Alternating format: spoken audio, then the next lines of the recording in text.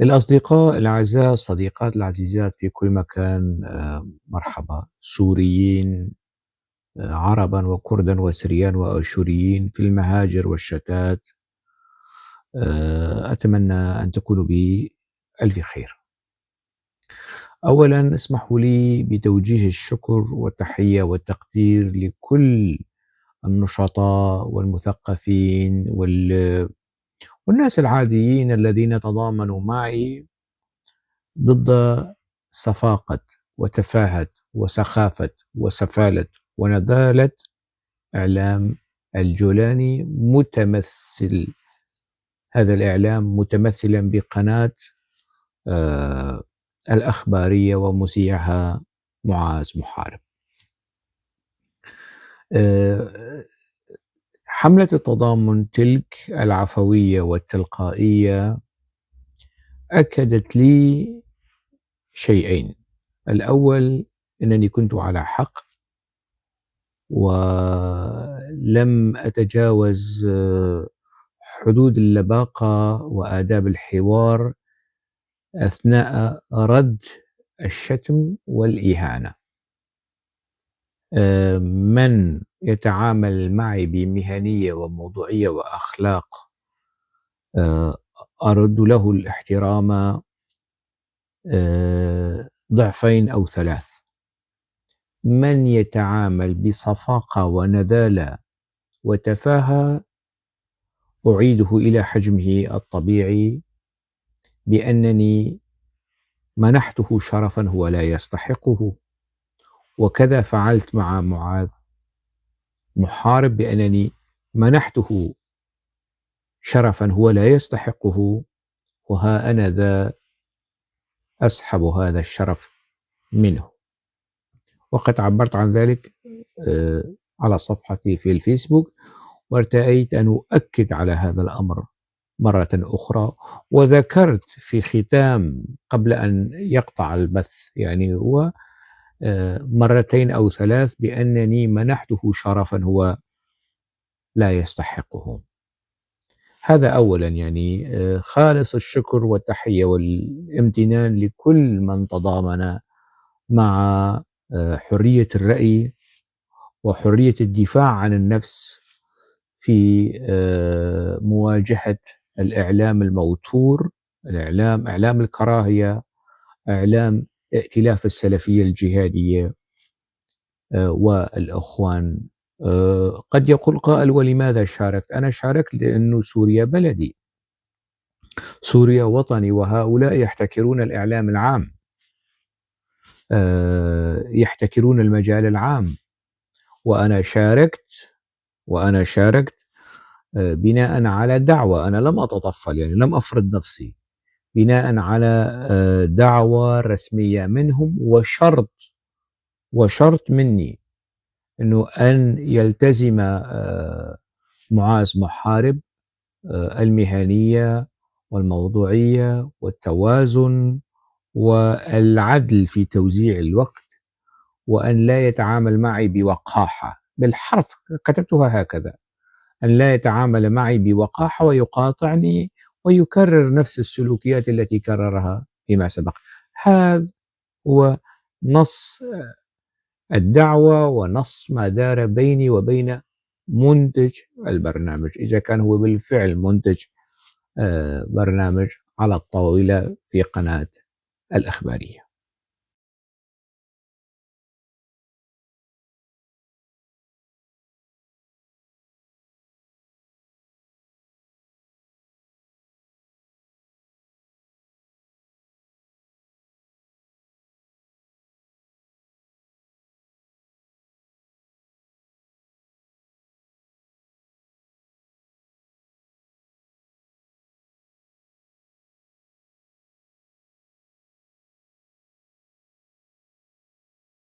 تحياتي، كيف الحال؟ والله هاي بفترة من فترات قبل التحرير، هاي الشركة عملت استثمار في سوريا وكان في لها تغطية ونت، فاضطرينا نشتري من هاي النوعية من الخطوط من أجل النت.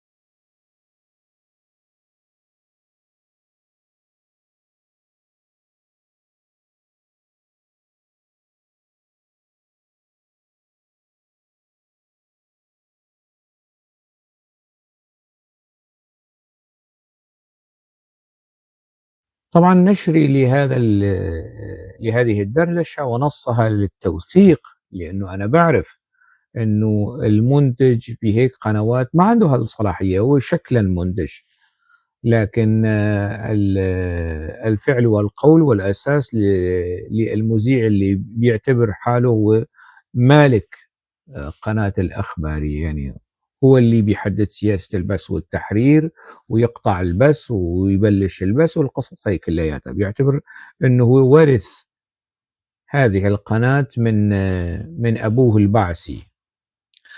فأنا وثقت هذا الأمر نشرته وأنشره مرة أخرى، ولا يوجد فيه أي شيء من ما يشبه اعتداء على الخصوصية. ما دار بيننا وشأن عام، دعوة رسمية مش لحفلة طهور أو عرس، دعوة رسمية لبرنامج، وأنا طرحت شرطا واضحا والمنتج وعد بأن يلبي لي هذا الشرط، وأكدت حول هذا الموضوع ورأيتم من خلال الدردشة ما دار بيننا، لكن لا المنتج وفى بوعده ولا المذيع كان مهنيا، بل كان في يعني سبق وأن شاركت في برامج هذا المذيع لما كان في تلفزيون سوريا ولما في الأخبارية، ودائما بياخذ اللي فيه نصيب يعني. لكن في هذه الحلقة كان في أدنى درجات الصفاقة والتفاهة والتعالي. طبعا هو لما حدا يتعامل معي بتواضع أكون أكثر تواضعا، لكن إذا تعامل بتعالي ونرجسية أنا بشخ عليه بالمشرمح يعني لا هو ند لي، لا هو ند لي ثقافيا ولا إعلاميا ولا يعني في معارضة النظام السابق، هو ما ند. أنا عندما كنت أكتب في الصحافة العربية في السياسة، في صحيفة السياسة الكويتية، في السفير، في النهار، في المستقبل، في صحيفة الحياة، هو شو كان محله من الإعراب أصلا يعني وقت ذاك، يعني لا سنا ولا تجربة ولا خبرة، أصلا هو الدكتوراه تبعيته في شو؟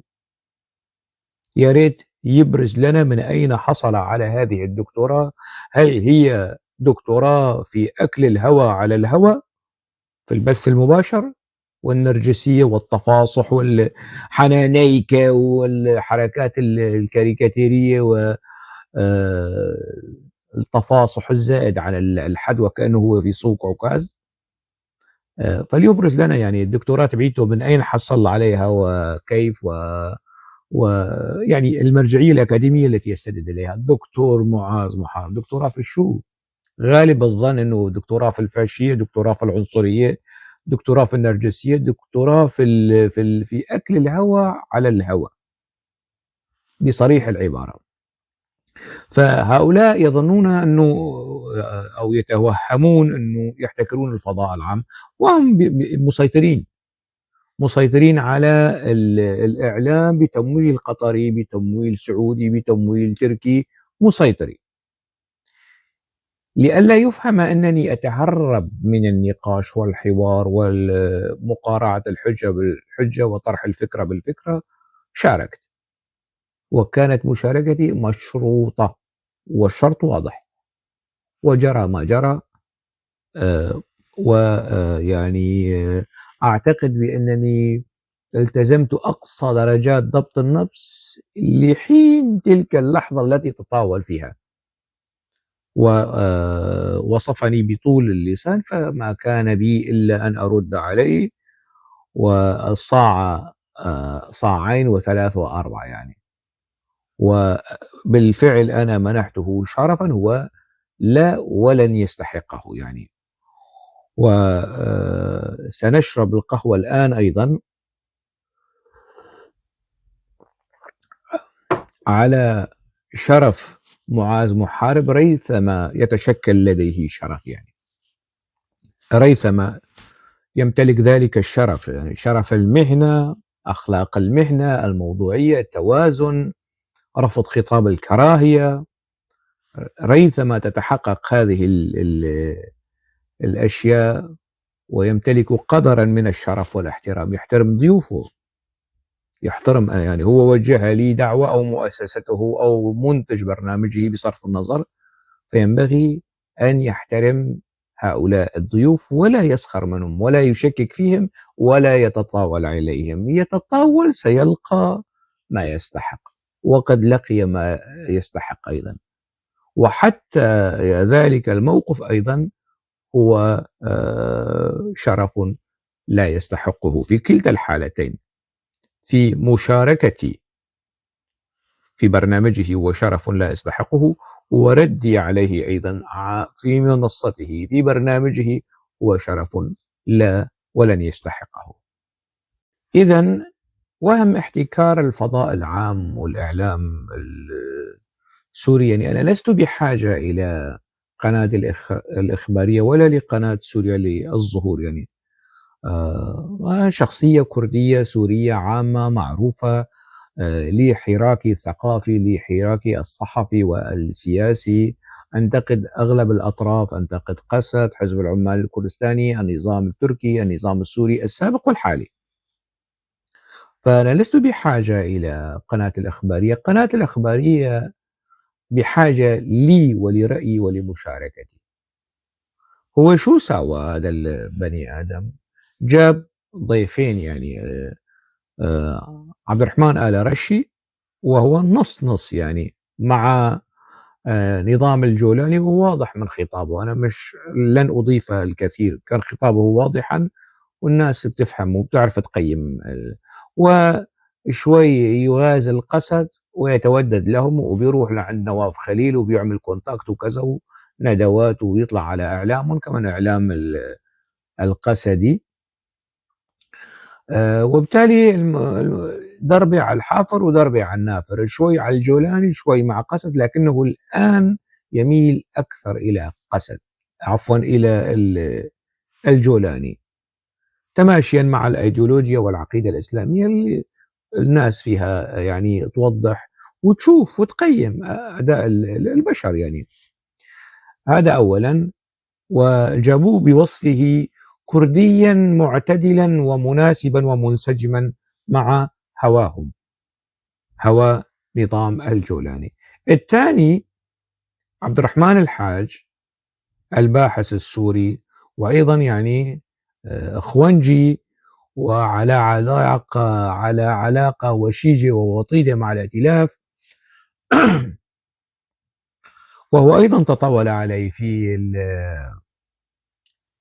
الحلقة في البرنامج على أنني يعني بحياتي ما ظهرت في قنوات تلفزة، هيك يتوهم. وأنا وعبد الرحمن الحاج ب 2018 كنا في الدوحة في المؤتمر الذي نظمه مركز عزمي بشارة، المركز العربي لدراسة السياسات، حول مآلات الثورة السورية. أنا قدمت ورقتي وهو كان جالس يستمع إلي، وأعتقد انزعج اللي عندما طالبت بفتح قنوات التفاوض ما بين الائتلاف السوري المعارض، قوى المعارضة السورية وقت ذاك، وبين حزب الاتحاد الديمقراطي، رغم أن ورقتي النقدية كانت نقدية بالفعل، ورقة بحثية نقدية تنتقد أداء وسياسات وسلوكيات حزب الاتحاد الديمقراطي وإدارته في مناطق الشمال السوري. لكن مع كل تلك الانتقادات أنا طالبت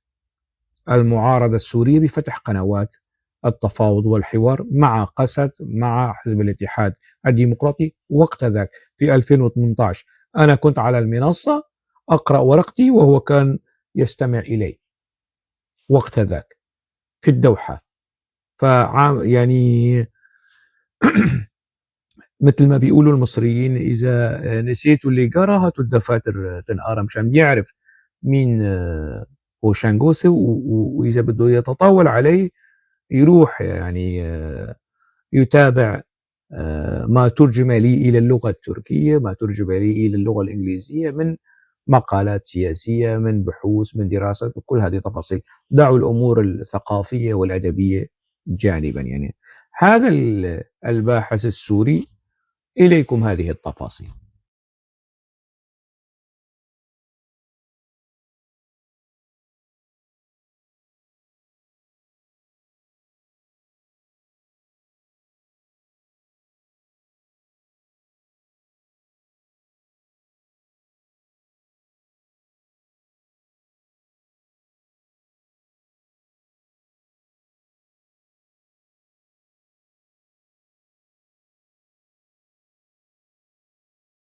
هذا الباحث السوري على حسابه في الإكس، منصة إكس، يحاول أن يبرر أنه صفة المؤقت صفة، طبعا هو باحث،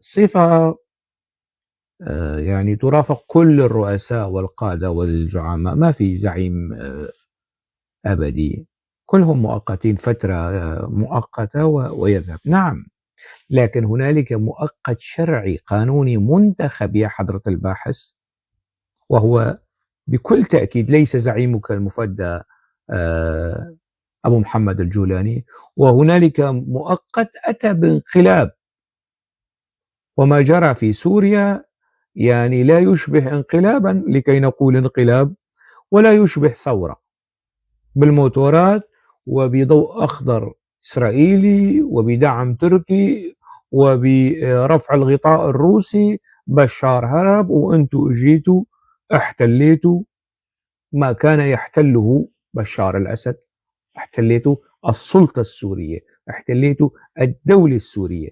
هذا هو الفرق ما بين المؤقت القانوني الشرعي والسقف الزمني منصوص عليه في الدستور المصوت عليه شرعية، يعني حتى مؤقت شرعي، بس المؤقت تبعك غير شرعي. أنا عندما أقول مؤقت، وقلتها في البرنامج وأكررها وراح تسمعوها مني طيلة 5 سنوات، 5 سنوات اللي بيقول فيها يعني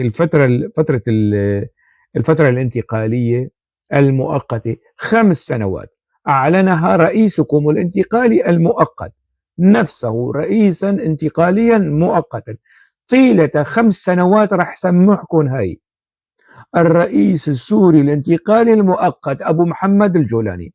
ثانيا، على سيرة أبو محمد الجولاني، هو أبو محمد الجولاني 10 11 12 سنة مسمي حاله أبو محمد الجولاني.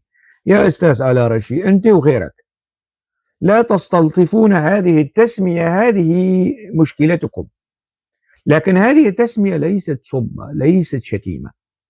أنا لا أشتمه عندما أقول له أبو محمد الجولاني، لأنه هو الذي اختار لنفسه هذا الاسم الحركي الجهادي السلفي التكفيري الإرهابي. هذا الاسم يذكركم بماضيه الإرهابي اللي ما يعني لم يمضي عليه سنوات، حتى سنة واحدة كمان لم يمضي على هذا الماضي. إذا كان هذا الاسم يذكركم بهذا الماضي الوسخ الدموي الفاشي الإرهابي، فهذه مش مشكلتي، أنا لا أشتمه. أنا لست غسان ياسين لكي يقول عن الجولاني عرصة. أنا ما قلت عرصة. كل الانتقادات التي وجهتها للجولاني هي توصيفات سياسية. عندما أقول له إرهابي فهو توصيف قانوني سياسي، عندما أقول سلفي جهادي هذا توصيف عقائدي. هو يقول أنه أنا السلفية الجهادية مش البيتوتية مثل ما قال موفق زيدان، لا، السلفية الجهادية اللي قتلوا ذبحوا دمروا حرقوا وسبى، سلفية الجهادية. هو يعني هذه التوصيفات التي أطلقها. أنا لم أقل عن رئيسكم المفدى عرصة مثل ما قال غسان ياسين وبعدين قال فخامة الرئيس. أنا لم أقل عن زعيمكم مجهول النسب مثل حسن الدغيم، هو الذي قال. والحقوق الملكية الفكرية لتوصيف مجهول النسب هي لحسن الدغيم للأمانة العلمية، هو الذي قال مجهول النسب مش أنا لم أشتمه. عندما أقول أنه والله هذا الشخص مجهول النسب فالكلام يعود لحسن الدغيم.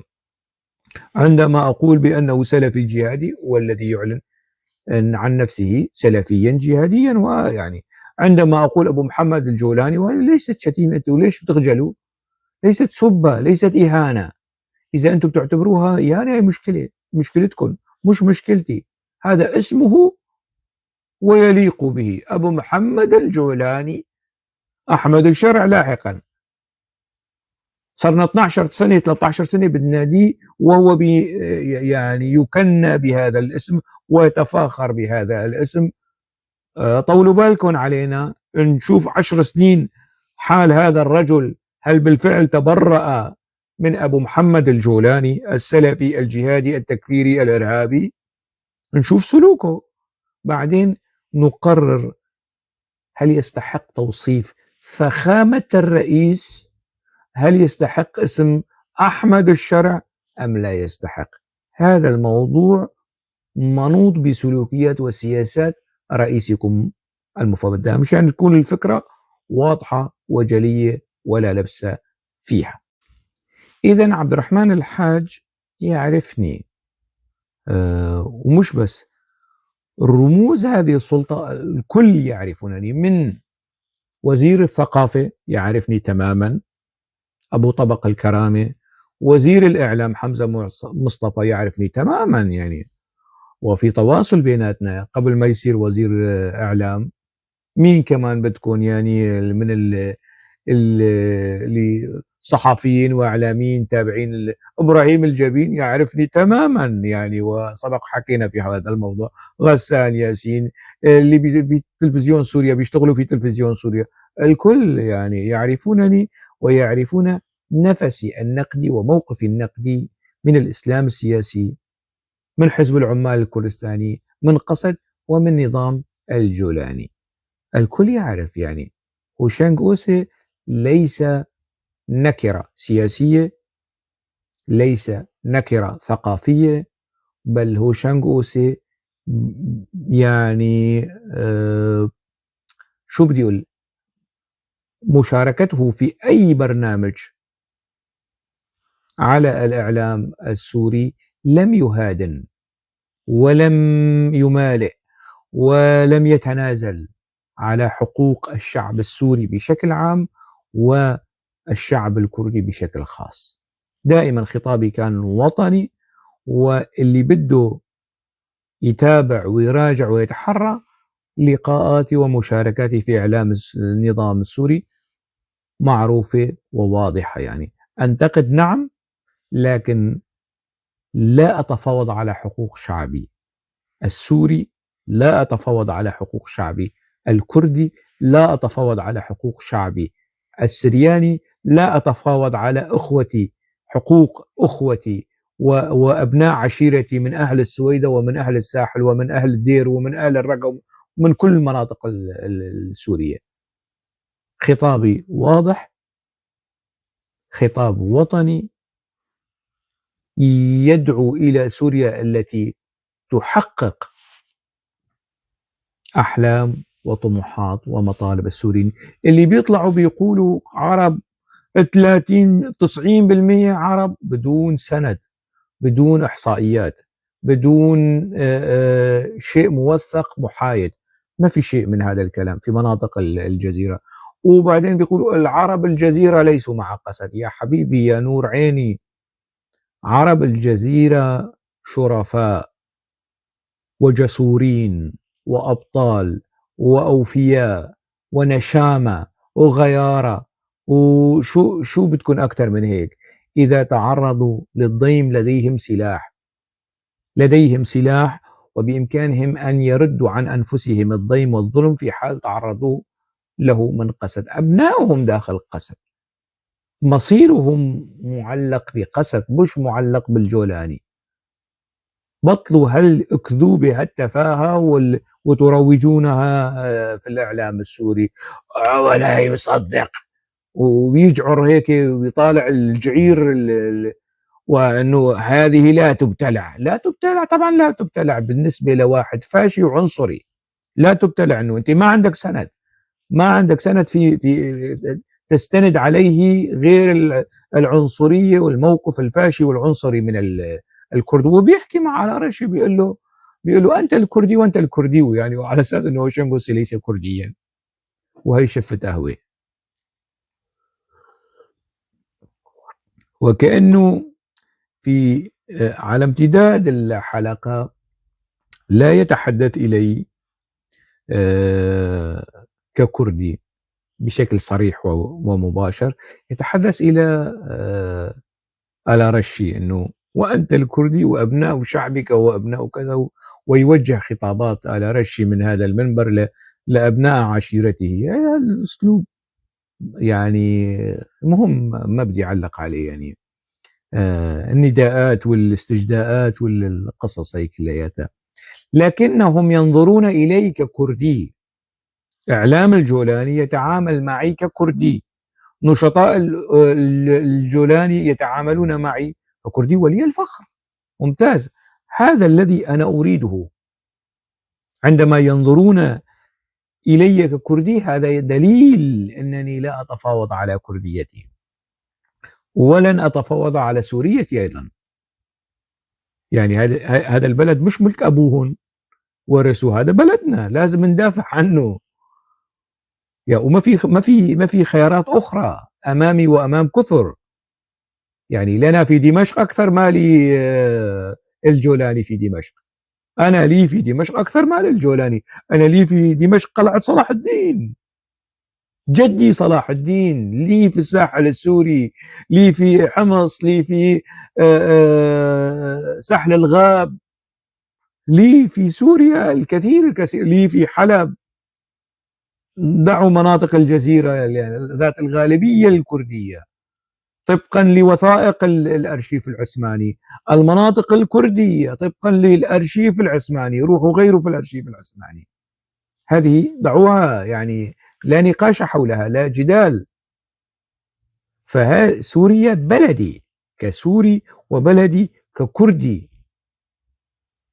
لي فيها أكثر مما للجولاني وللدغيم ومعاذ محارب وكل الشبيحة والنبيحة.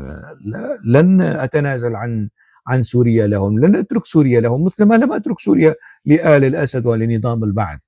لن أترك سوريا لآل الجولاني الشرع ولآل الدغيم والائتلاف الموجود حاليا في السلطة. وبالتالي موقفي واضح وصريح ولا لبس فيه. يعني قناة الأخبارية قولا واحدا لن أشارك فيها نهائيا.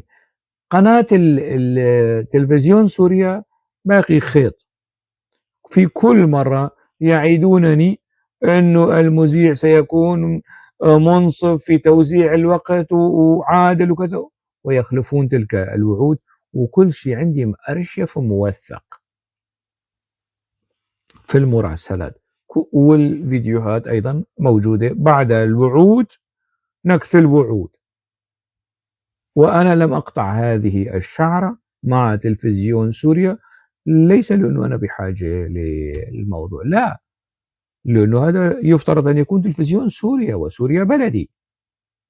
هذا مش قطاع خاص يعني تابع يعني أطلق على نفسه تلفزيون سوريا، يفترض أن يكون تلفزيون سوريا. إذا في الفعل هو اسمه تلفزيون سوريا وتلفزيون وطني، ينبغي أن يكون لي مكان، ولكل كاتب وباحث كردي أو سرياني أو علوي أو درزي أو كل تفاصيل سوريا ينبغي أن تكون موجودة وحاضرة في برامج تلفزيون سوريا. يعني هذا ليست منا، على العكس تماما. أنا عندما أشارك في هذه القناة أزيدها أو أضيف إليها شوية مصداقية، ولا إذا يعني قطعنا هذه الشعرة كمان ما يبقى يعني بتصير أهلية بمحلية والكل يطبل للكل وخلاص، يعني الموضوع هيك. وأنا قد حالي يعني حتى في برنامج على الطاولة، يعني عندما أرى رشي يغازل ويمدح نظام الجولاني كنت برد عليه، وعبد الرحمن حاج برد عليه، ومعاذ محارب برد عليه. الثلاثة إذا بترجعوا للبرنامج بتشوفوا يعني أنا لم أهادن، لم أساوم، لا مع آل رشي اللي يفترض أنه هو كردي، ولا مع المحارب اللي كان بيحارب وفشل. لأنه من يقطع البث يهرب. فرحانين شبيحة الجولاني والقطيع الهاها واضحك، يعني فرحانين انه انه والله طرد هوشانغ اوسي من البرنامج. ما شافوا انه هوشانغ اوسي مسح ارض دمشق، ساحة الامويين وركن الدين، زقاق زنقة والاحياء ذات الغالبيه الكرديه والدرزيه والسنيه والعلويه وبابتومه، مسح في ارض دمشق بلاطه. هاي ما بيشوفوها يعني، ولا راح يشوفوها، ومش مهم بالنسبه لي. المهم الموضوع توثق، صار فيديو، و واللي له عندي شيء فليتفضل. اهلا وسهلا. بتجيبوا 3، بتجيبوا 10، بتجيبوا 100، ما عندي مشكل في المناظرة وفي المحاججة وفي أصول إدارة الحوار، بشرط أن تحترموا الحوار، لكن هذه القناة إن بقيت على هذا النحو، أنا سبق وقاطعت قناة أورينت، أصدقاء زملاء يعملون في هذه القناة، لن أذكر أسماءهم، عندما كانت القناة في الإمارات يتواصلون معي: يا أستاذ وشك بدنا يعني تشارك فيه. أعتذر لهم يعني، مش للقناة يعني، لأن موقفي من القناة واضح، موقفي من غسان عبود واضح. ولما صارت القناة في تركيا نفس القصة، زملاء وزميلات عزيزات وأنا بحبهم وبحترمهم يتواصلون معي: بدنا تشاركنا بالتعليق على كذا في البرنامج كذا. لا، مع الاحترام لن أشارك. خلاص اتخذت موقف، قرار المقاطعة مع قناة أوريان. وقت ذاك نفس القصة مع الأخبارية، يعني الأخبارية مفكرين أنه CNN ولا يعني حتى لا ترقى على يعني مستوى تلفزيون سوريا أيضا أفضل من الإخبارية، وما في مجال المقارنة بين تلفزيون سوريا وقناة الأخبارية. شو هالهم الكبير يعني لواحد ممكن أن يتحمل تقل دم وصفاقة وتفاهة معاذ محارب؟ يعني شو هالاسم الكبير قناة الأخبارية لحتى يعني تخليني أضبط نفسي وأتحمل كل هذا الطوفان من السماجة والتفاهة التي ينضح بها حنانيك، أبو حنانيك بيندح فيها معاذ محارب. يعني قد ابني بيطلع يعني، وما بيخجل، يعني ما بيخجل انه في فارق سن، في فارق تجربة، في يعني لازم هو يضبط نفسه لأقصى الدرجات حتى لو انفعل الضيف. مش حلو يعني يتعامل بهذا السلوك، لكنه متطفل على الإعلام، أتى إلى الإعلام بطريقة ما من الباب الخلفي، مثل ما دخل رئيسه البيت الأبيض من الباب الخلفي، هؤلاء هم أيضا دخلوا إلى الإعلام السوري من الباب الخلفي. يكفي أنه رئيسهم كان مبسوط كتير بعطر ترامب، يعني عطر اللي أهداه ترامب يمكن $250 او هيك شيء. يعني رئيس دولة بيروح يدخل البيت الابيض من الباب الخلفي، وزيارة تاريخية من الباب الخلفي. الاعلام السوري طبعا يعني اعلام محارب وغيره، وترامب يهديه عطر ماركة ترامب يهديه عطر ويبخبخه. كل واحد يعني حصل على الذي يفتقده.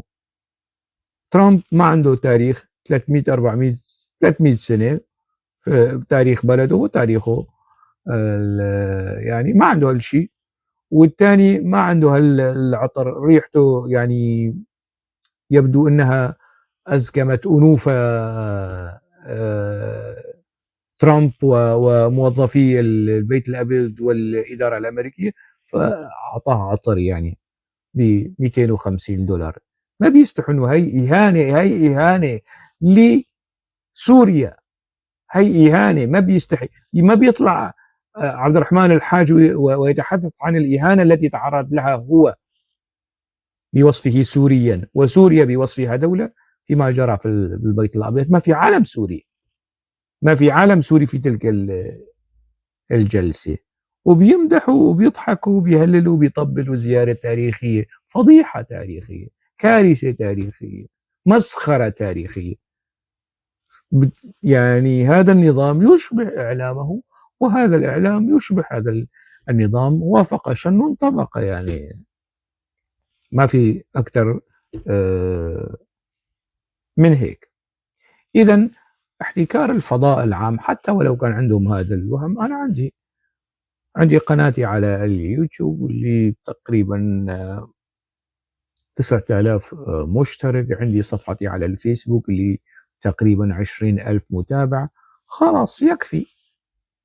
أنا مش بحاجة للإعلام السوري، بس مشان ما يفسروا الموضوع أنه ضعف، لا، أنا قادر على مواجهة جيش من إعلامي الجولاني، جيش أنا قادر، أنا أقولها يعني بفخر وتواضع. أنا قادر لدي الطاقة ولدي الثقة ولدي العزم بأن أواجه جيشا من إعلامي نظام الجولاني. فما يتوهموا أنه إذا قطع البث أو ما عاد يتصل. أنا أصلا شاركت بشرط، مشاركتي كانت مشروطة وشاهدتموها يعني.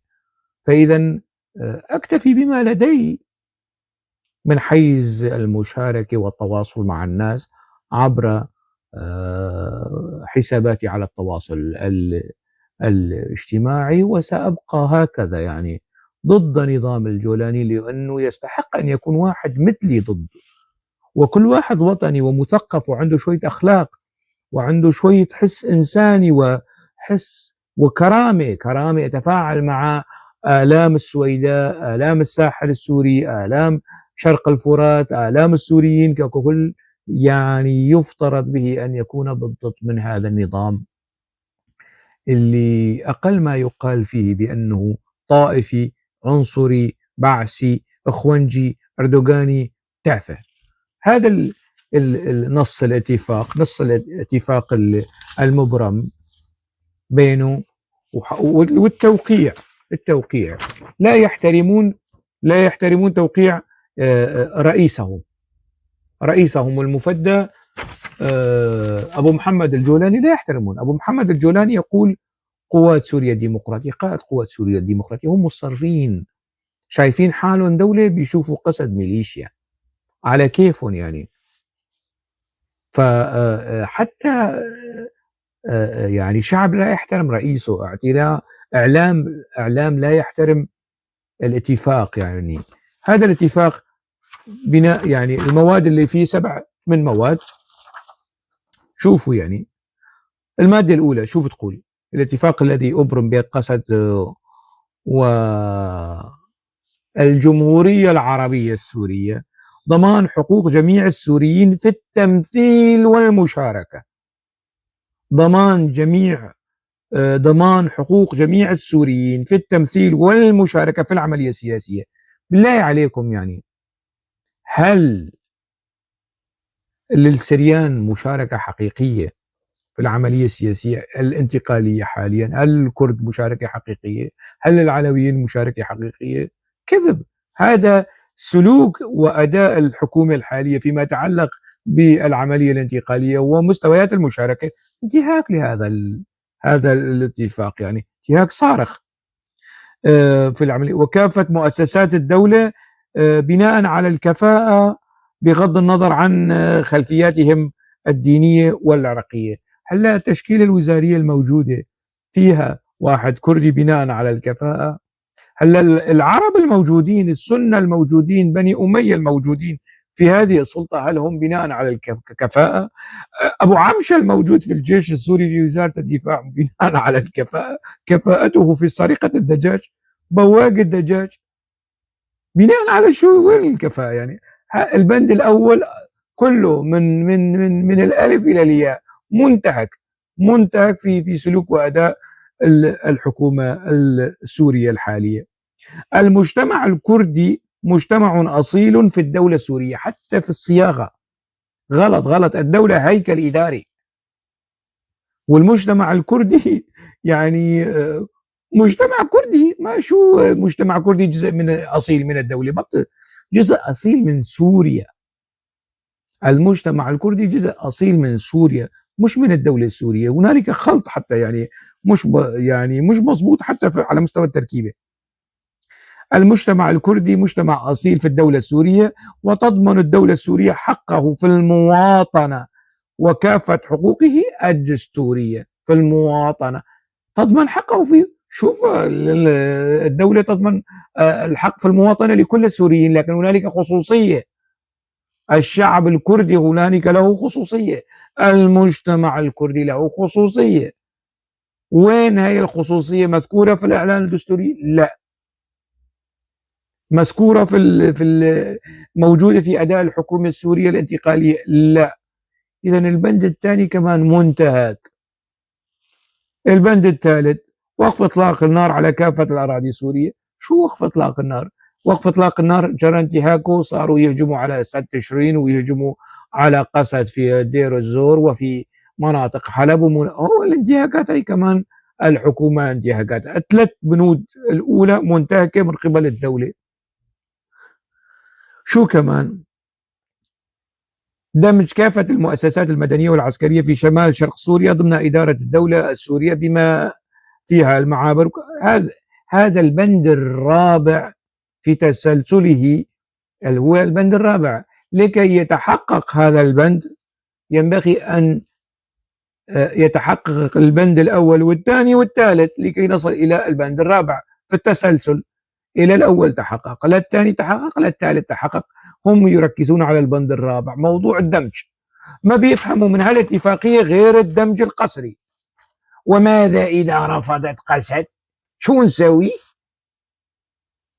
نبعث لهم إبراهيم الحفل، ولا نبعث لهم مين العشاير والقهوة؟ على سيرة القهوة،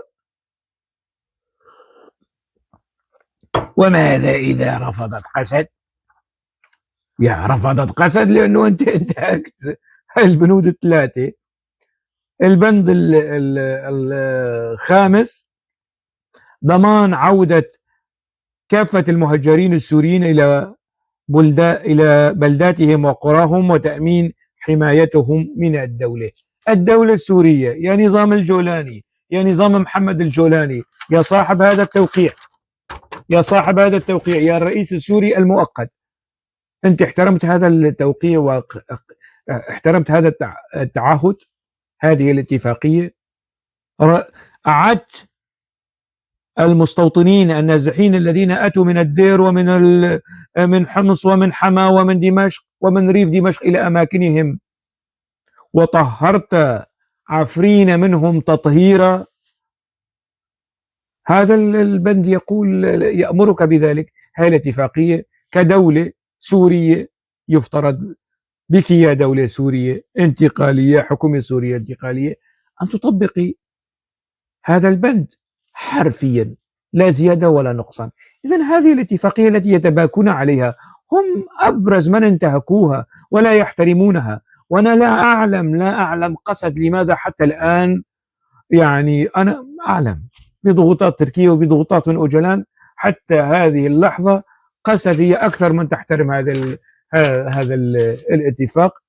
كل الالتزامات، شوفوا بنود الموجودة في هذا التزامات الدولة 1 و2 و3 و5 هي التزامات يعني تقع على عاتق الدولة، على الحكومة الانتقالية، ولم يفون بها ولم يلتزموا بها. وبيروحوا بيجي اتفاقية آذار واتفاقية آذار. لماذا لا يطبقون اتفاقية آذار والدمج القسري وبيضغط على بنزين الجعير ويضغط على عصب الدولة ملف قسد؟ يعني لما بتسمع صوته بتحس وكأنه يعني كائن من الكائنات كوكب فيجا في كرتون جراندايزر. يعني شو هذا؟ ما هذه يعني يا رعاكم الله. أكتفي بذلك ودمتم بألف خير. لحظة، في نقطة نسيتها. الأصدقاء الأعزاء، يعني وصلتني عشرات الرسائل ومئات طلبات الصداقة، والكل بيقول لماذا لا يمكنني التعليق على بوستاتك يا أستاذ وشنق؟ والله لماذا باب التعليق مسكر لي؟ باب التعليق ليس مغلقا لك كشخص يعني. باب التعليق مغلق أمام شبيحة الجولاني. شبيحة الجولاني الذين يعني يهجمون على البوستات بالشتائم والتعليقات والألفاظ النابية. مغلق أمامهم، محصور في الأصدقاء. وسعة الحساب على الفيسبوك امتلأ موضوع الأصدقاء. يعني ما يعني إذا أنا بدي أقبل طلب صداقتك بدي لازم أحسب حساب أنه أحذف واحد تاني. فتفهموا هذا الموضوع يعني. خلاص.